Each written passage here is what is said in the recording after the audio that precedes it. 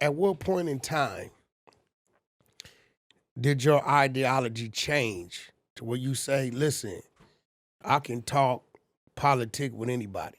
Because coming from that system you were in, and I'm going to be real, dude, these Sureños, they attempt on a lot of the yards to control the woods. Okay. Because they outnumber them maybe 3-4 to 1. So they control them in what sense? So, for instance, let's say we get into it with the Sureños, the blacks, right?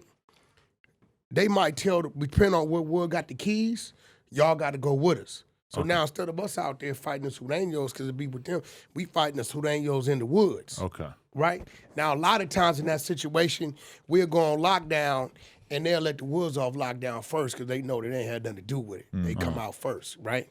But at what point in time did you did your mentality change when you went to jail because you knew it had to? And then when you came home, you was kind of like back to your normal thing? Because unlike us, he ain't had to come back to a whole hood with all his homies. He just was a white dude in the penitentiary. And in there, they all come together throughout the whole LA County. I mean, the whole California. Right. You know what I'm saying? It's just structure on who got the keys, right? And, it's a myth that people be taking their shit and all that. I've never been on a yard where people was just bogarting in prison. Because once you get to prison, it's different. It's because now it's a collective. Yeah. LA County, you might catch a wood every now and then, the only white face on the tier, right? So when did it come a time where your ideology changed and where you like, shit, man? Because Antelope Valley, the history of it prior to is really a white-driven, white-dominant city. It wasn't until people from the valley started moving up there maybe mid-90s. I remember the first time going up there like 90, 91. My boy Dwayne Anderson had a girlfriend up there. I didn't know where I was at. I knew we was driving from Pacoima for a long time, and it was always this myth, if your car could make it over the hill, you had a tight car, right?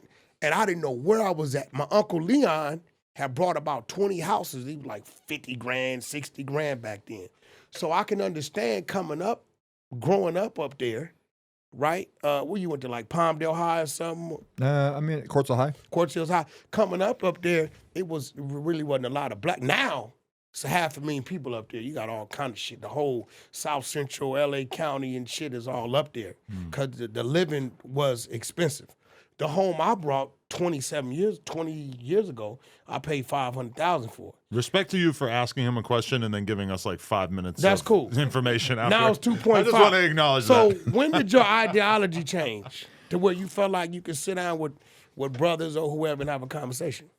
I don't think my ideology, I always been like, I don't think it was ever a thing of, I always felt like I could sit down with you and talk like that, even when I was in there, holding the peace between all the other races, being the one to be able to communicate with the other races. Yeah, somebody has to be a mouthpiece in there. Somebody has to hold this peace down. Somebody has to communicate, and so you're not disciplining mine, I'm not disciplining yours. We got to be able to communicate. We learn this stuff in there, and just being able to come on the streets. Like when I was on the streets, I'm too much drugs, too much in the wrong stuff for me out there, Yeah.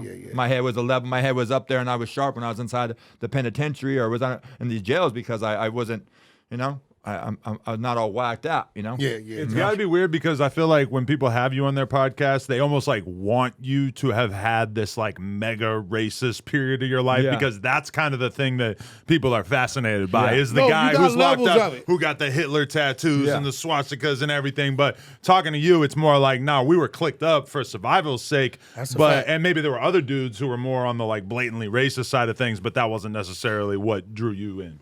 It's only one movie I've seen dedicated to the woods. You know which one I'm talking about. I do. The attorney dude had the car accident. He went in there a regular dude. No, dude. He went in there a regular dude. Are you talking about Shawshank Redemption? No. Oh, he went in there a regular shot caller. That one? All right, Okay, that's a good one. Yeah, that one's a good one. The ending sucked. The ending, I was just like, man, but it was a good movie. But I just think that when it comes to the political fields and stuff, when you're out there and you're in the game and you're maybe selling and doing stuff like that, you're not just selling to my race, right? There ain't no money in that. You're selling to the essays, you're selling to the blacks. Same thing in the penitentiary. I wasn't just selling tobacco and drugs voice to my people that ain't no money in that. I want my people want it for free. They want it for free. They want it for free. You know, I got to sell it to you guys to make money. Yeah. You know, and or they want it for the low. And drugs bring people together across drugs racial will lines. bring Oh, no. people together. If you got the sack, Yeah. you damn near untouchable. Yeah. Until it's out. If you got the sack, they like, bro, you not finna do nothing to him. Nothing. You know what I'm saying? Let me like, get you coffee. tripping. Right. You know, and I would see that, and I'm gonna be real. I've my whole stint in the penitentiary, we never had a direct riot with the Woods. There was always, we got into it with the Sudanos and they factored in that way. I've never had an issue. Every time an issue came up, I gotta keep it real. It was always a level-head Wood on the yard that had a conversation. Yeah.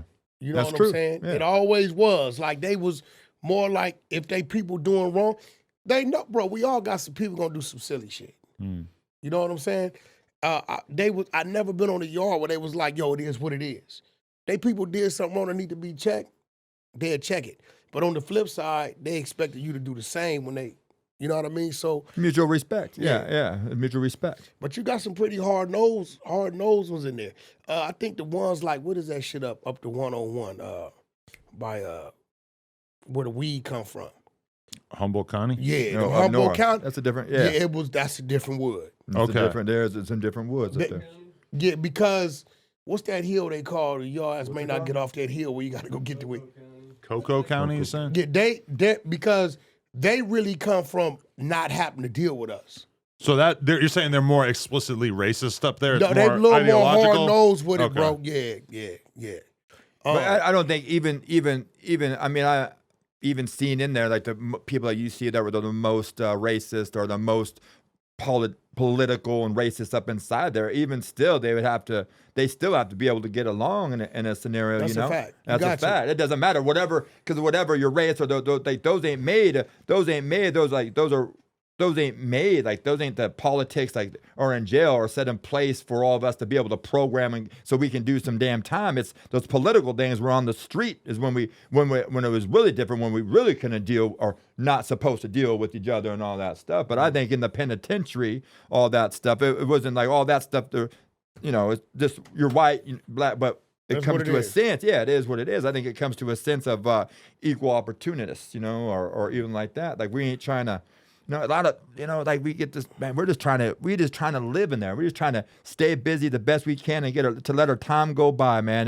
And we have to get along. We got to fake it.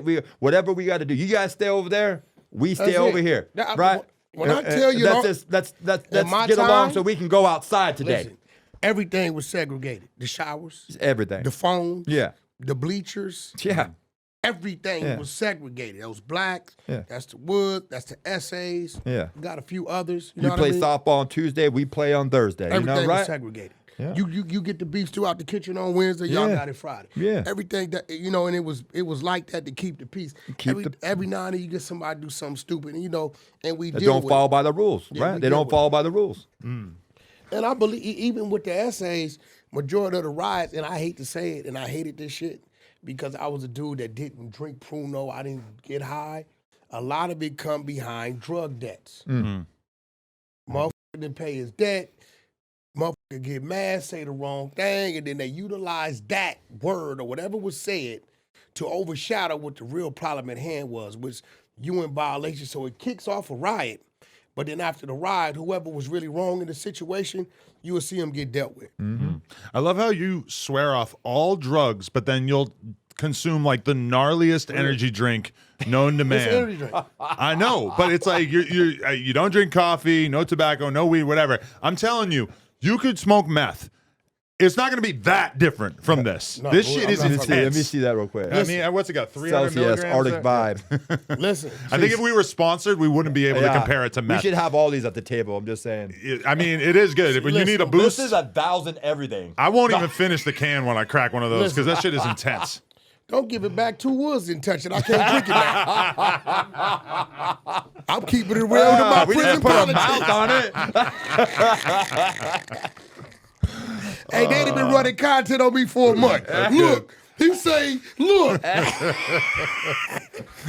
I never feel less intimidating though than when I'm around him, because he's huge. He's got rippling veins coming out of his forearm. Look how big his hands are. It's like he's wearing MMA gloves right now. I'm looking at my hand. I feel like a girl in comparison. You're not the average either, so you feel big. But then tell someone bigger. That's what I'm saying. That's just like I was at a place and some guy came in and was like 7 foot, and I was just like, yeah, I know you get this all the time.